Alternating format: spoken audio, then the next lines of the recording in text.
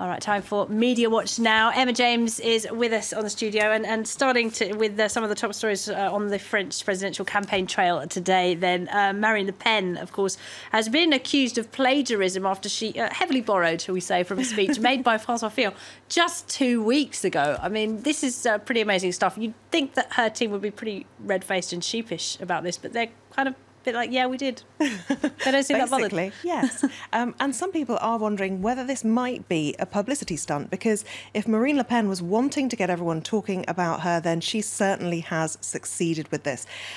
Lots of images online where we have Marine Le Pen morphing into François Fillon.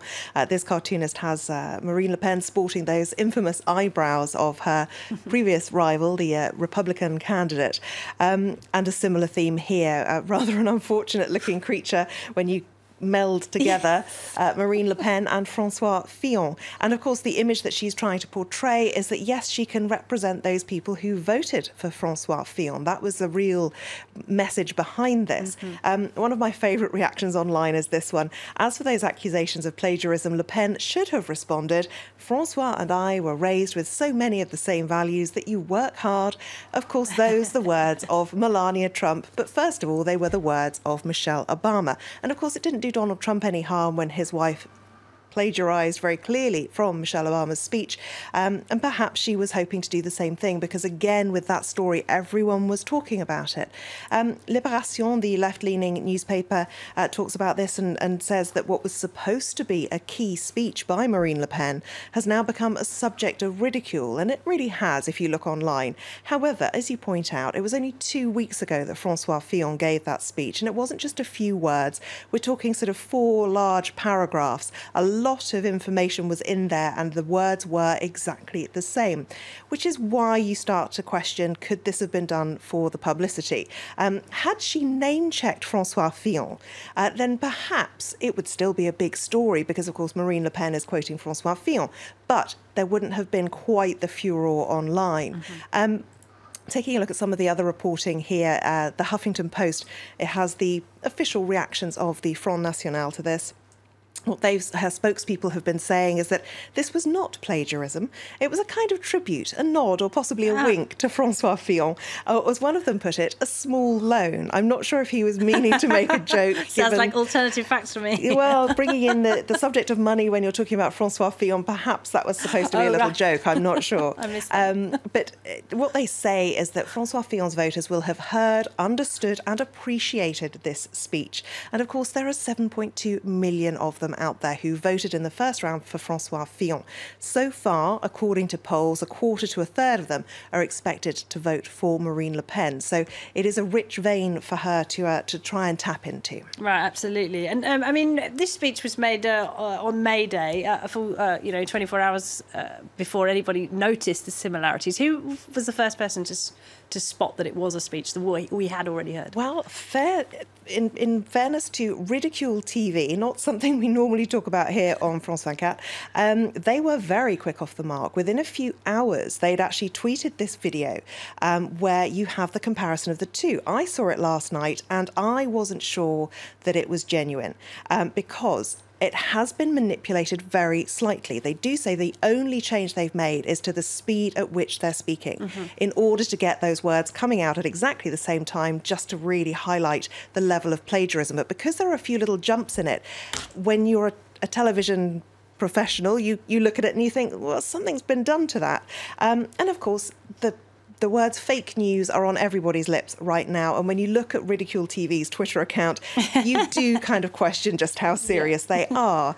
Now, L'Express has been taking a look at Ridicule TV in the wake of this video. And what they say is that these are fervent supporters of François Fillon. The account only started up in February 2017. There's a YouTube channel as well. And up until now, their favourite target has been Emmanuel Macron. So the fact that they've now turned against Marine Le Pen has that's been a bit of a surprise to some, surprise that they haven't continued to ridicule him.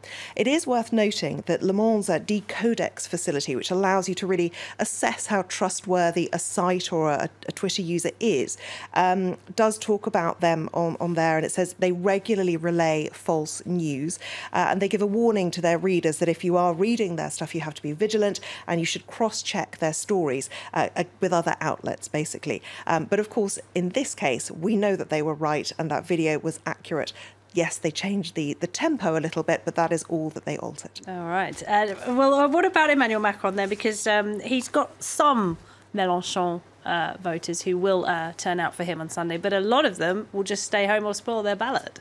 Yes, absolutely. And it's something a lot of people are talking about. The level potentially of abstention on Sunday for the second round could really have an impact. But one thing that may affect the abstention rate is the backing of La Croix, France's Catholic newspaper, which has come out in support of Emmanuel Macron today. They say the time has come for them to assume their responsibility, and they even question slightly, albeit mildly, the actions of the Pope. When he was asked about the French elections recently, he wouldn't comment, and they wonder whether he might regret his choice not speaking out against the National Front. They don't normally endorse presidential candidates. They only broke with tradition once before. That was, of course, in 2002 when it was Jean-Marie Le Pen who was up against Jacques Chirac, and we all know what ended up happening then. What they say is that the stakes are high and too many have already opted out of making a choice. Abstention is not an option, they say. Looking at Le Monde, they are also talking about this particular story because one of the reasons that this could be so important is that La Manif pour tous, which is essentially a Catholic organisation, had already come out against Emmanuel Macron. So it was important for him to get a very solid Catholic voice behind him. They called Emmanuel Macron, the Manif pour tous, they're the people who are against gay marriage, gay adoption. They called him the anti-family candidate and have called on people to vote for Marine Le Pen. So it will have come as a relief to Emmanuel Macron. But as you mentioned, Jean-Luc Mélenchon, who is turning into the shadow over everybody's heads in this election, his supporters, he's got the opinions of 240,000 of them in this survey as to what they will do in the second round. Only 35% in favour of Macron, 65% are saying that they prefer to either abstain or spoil their ballot or vote blanc, put the blank piece of paper in the envelope. Just one last word from Charlie Hebdo. Do we really need to give you a drawing, they ask, because as far as they're concerned, the outcome, we all know what it should be and what it could be, and so that is their front page this week. Great stuff. Always hitting the nail on the head there, Charlie Hebdo. Thank you very much indeed. Emma James there with MediaWatch.